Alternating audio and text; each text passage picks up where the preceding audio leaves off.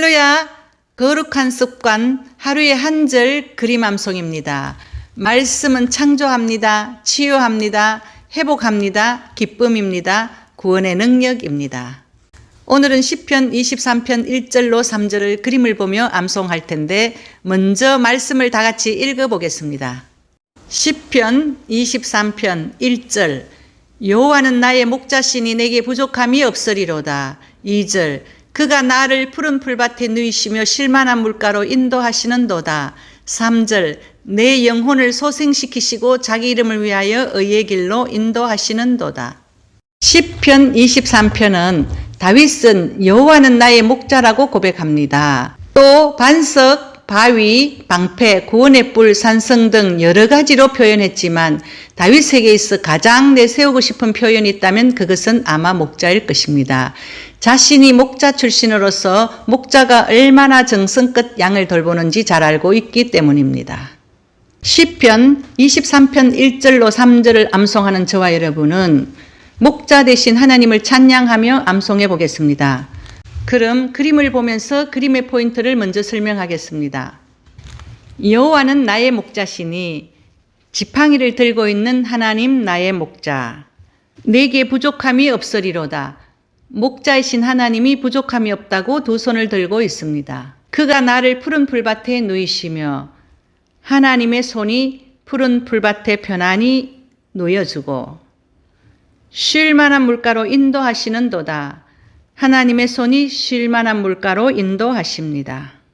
하나님이 나의 영혼을 손으로 건져 내 영혼을 소생시키시고 자기 이름을 위하여 의의 길로 인도하시는도다. 하나님의 이름이 쓰여진 손이 의의 길이 펼쳐진 곳으로 자녀를 인도하고 있습니다.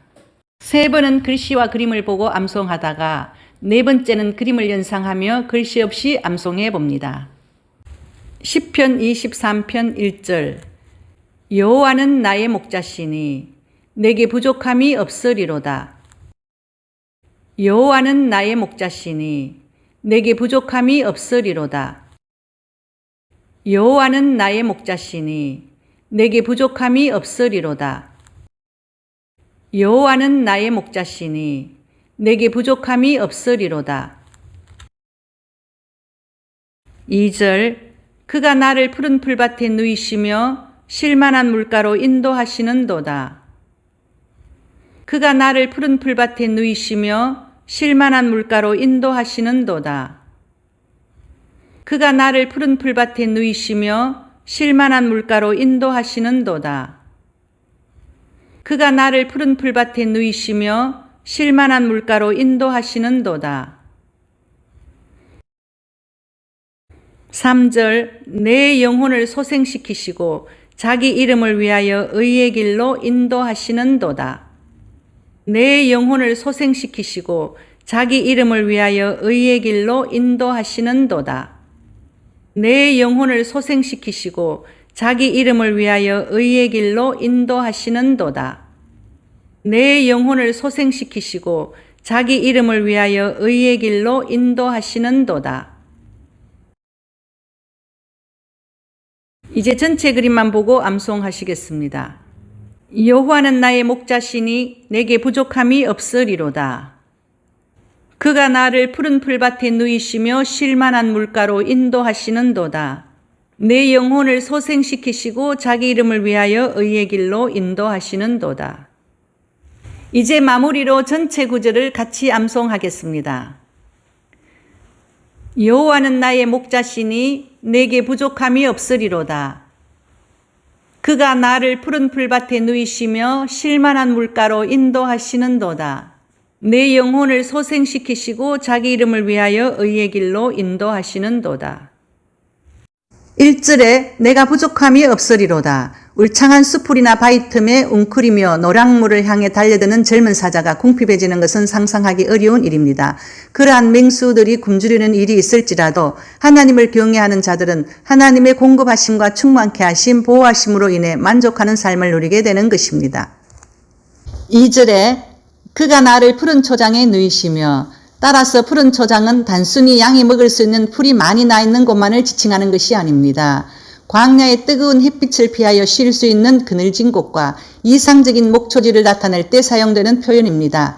그친 광야와 험한 산지가 대부분인 팔레스타인에서의 목초지는 풍요와 안식을 상징합니다. 그리고 누이시면은 양들이 푸른 목초지에서 배불리 먹고 그곳에 누워 평화로이 쉴 수 있게 하는 하나님의 손길을 나타냅니다. 쉴만한 물가로 인도하시는도다. 쉴만한이라는 표현에 해당하는 메누호토의 원형 메누하는 안전하게 쉴 수 있는 곳, 평온한 거처를 의미합니다. 목자이신 하나님께서 이러한 장소를 여러 곳에 마련하여 두셨습니다.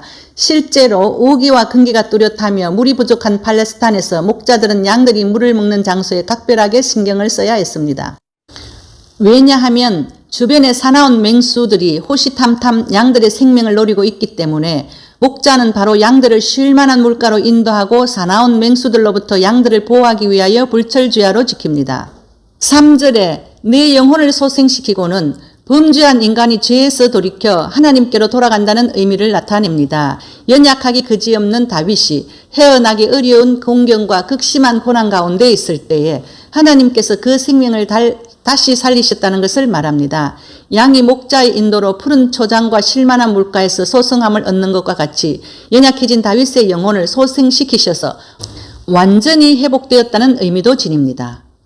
3절에 자기 이름을 위하여 하나님은 자신이 계시하신 거룩한 이름의 명예를 필연적으로 지키시는데 이 때문에 공경에 처한 자기 백성 곧 하나님께서 자기 양으로 삼으신 다윗과 이스라엘을 보호하시고 소성케 하시며 의로운 길로 인도해 주십니다. 따라서 이러한 하나님의 행사는 하나님의 거룩하심과 탁월한 권능을 만천하에 공개하는 자기 계시입니다.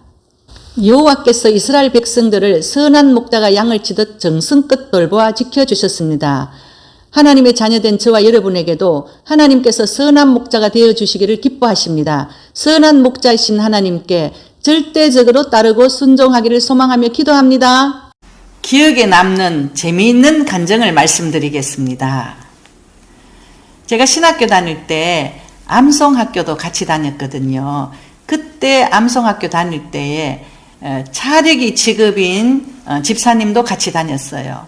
그 차력은 이빨로 차를 끌기도 하고 숟가락을 손으로 굽히기도 하고 여러 가지 온몸을 사용해서 물리적으로 할 수 없는 그런 일들을 하는 그런 차력인 직업인 집사여서 온몸이 망가져서 의학적으로는 고칠 수 없는 많은 병이 있었습니다.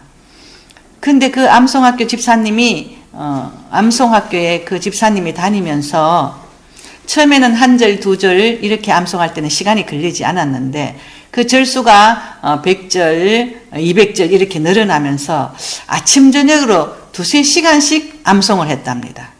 그런데 어느 날 밤에 2시간 암송하다가 성령의 큰 불덩이를 받고 온몸이 씻은 듯이 깨끗이 나았다고 그 집사님이 너무나 좋아하면서 그 암송학교에 친구도 데려오고 집사님도 데려오고 장로님도 데려오면서 이 암송을 하면 하나님께서 성령의 불덩이를 주신다고 이 암송학교 다니지 않으면 전부 가짜다.